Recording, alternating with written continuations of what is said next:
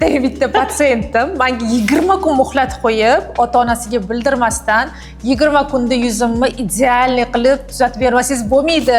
Bo'lmasa men ota-onam ishonishmaydi. Yuzimga licheniyaga yuborishmaydi. Men hozir bekitib keldim sizni oldingizga deb shu patsiyentim menga kelganlar.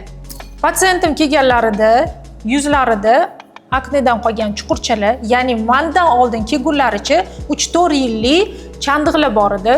Va undan tashqari yiringli ugriylar, dog'lar paydo bo'lgandi.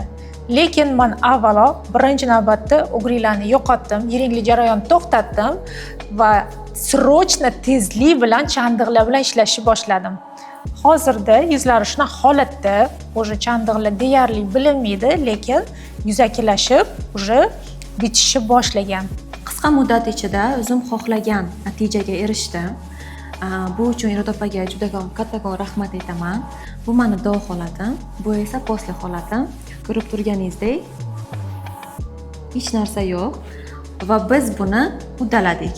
Agarda sizlarda ham shunaqa muammolar bo'lsa, buni yillab cho'zish shart emas. Bu muammoni vaqtida oldini olish kerak. Konsultatsiyaga keling va buning yechimini albatta topamiz.